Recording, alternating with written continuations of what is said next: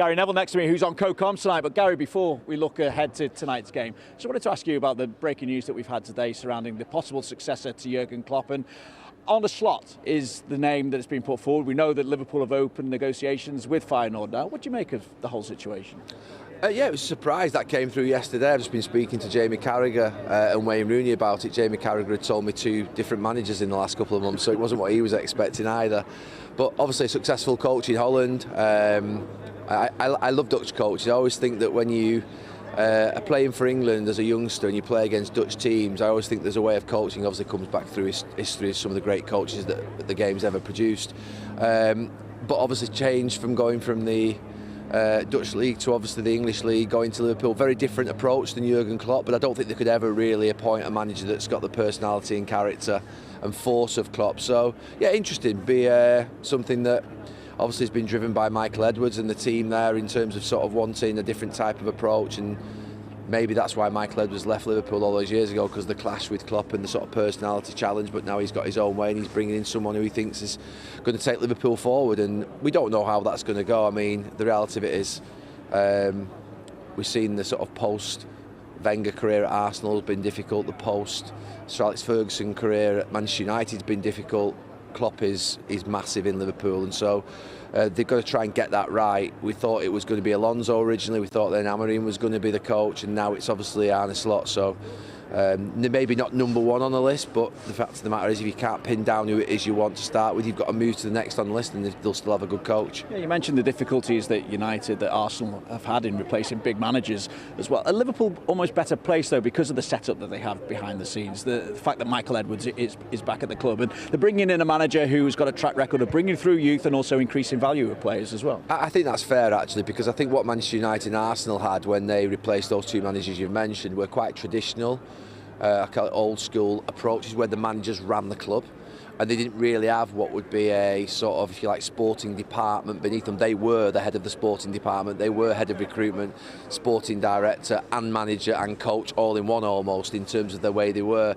I think Liverpool, to be fair, have got a far more a better setup, more depth to it, more modern structure that they would hope, and obviously still going to be an element of risk replacing Jurgen Klopp with anybody, but it has to happen. Jurgen Klopp's leaving, so I think they are better set up maybe than United and Arsenal were. If Jurgen Klopp is to put even more pressure on the new manager, how big a game is tonight in terms of ending his tenure at Liverpool with another Premier League title? Yeah, every game's big. Every game is big now with those defeats. Not last weekend, the weekend before, just put obviously more pressure on both Arsenal and Liverpool. Arsenal have done their job at Wolves on Saturday, which was big, and then Liverpool did their job at Fulham on Sunday. I was there, and last night Arsenal were emphatic. So they've got back on track, and I think Liverpool will have to show that tonight in what is obviously a huge game, local derby. The Merseyside Derby has always been one of the biggest games in the calendar, and a big game for Everton as well, which makes it really interesting. I just wonder at times whether this title race has freed up those who are doing the chasing, because obviously it's in City's hands still at the moment because of the games in hand that they have, but it just seems that Arsenal last night playing with that bit of freedom, and Liverpool to a certain extent, once it's not been in their own hands, they've played with that freedom once again. They have to be there when City go to Tottenham on the 14th of May. I think that Tuesday night before the last game of the season on the 19th. They have to be right on their shoulders, and they have to make City go there and win. That's it. Honestly, that sounds really simple when you say it, because they've got games in front of them, big games like tonight, and Arsenal on Sunday have got the North London derby. But they have to make sure that they keep City honest. That's all. I mean, we were at times where we were sort of in front, and you sort of obviously think differently, but when you're chasing, you have to make sure that you're there if they slip up.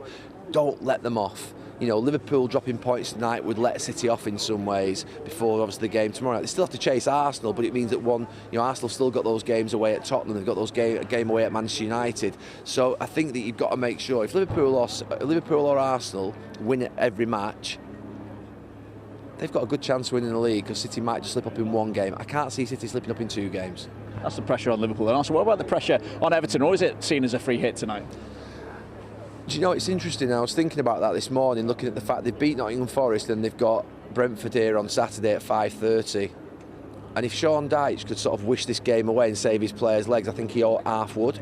And you can never say that about a Merseyside derby, because the reality of it is he's got to go out there and go 100% and throw everything at it tonight. These fans here demand everything in every game, let alone in the Merseyside derby. But there'll be an element of him thinking that this game tonight will draw so much out of us, but we're playing against a team that could beat us even if we play well.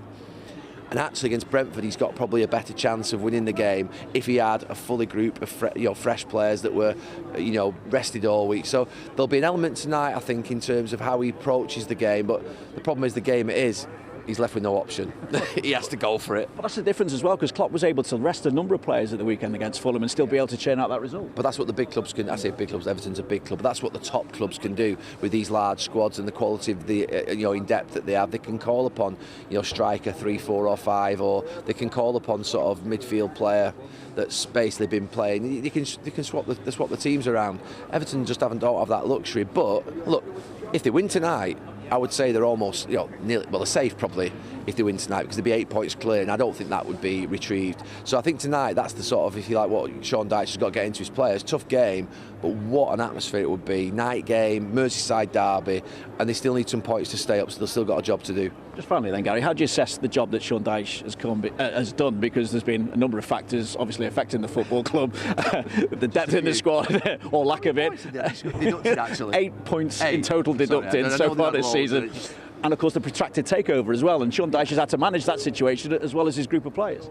Yeah, look, Everton brought him in at a point whereby they couldn't afford to sink into the Championship financially, moving to a new stadium, and the history of the club. And they've got the right man to tackle the challenges and difficulties that they've had, and mistakes, and cover for the mistakes that they've made as a club in the last year or two. I know they feel hard done by Everton fans, but also along the way Everton have made some big mistakes that have put them in that position whereby they've been judged by the Premier League to obviously need points deducting. And he's done a great job. Honestly, he's done a fantastic job. I think that it's exactly what they needed. But it's still not over. And, he's still got a few games to go, and he still needs a few points. Gary, thanks as ever. Enjoy tonight. It is, of course, live on Sky Sports. Jurgen Klopp's last Merseyside derby and Sean Dyche's first Merseyside derby at Goodison Park.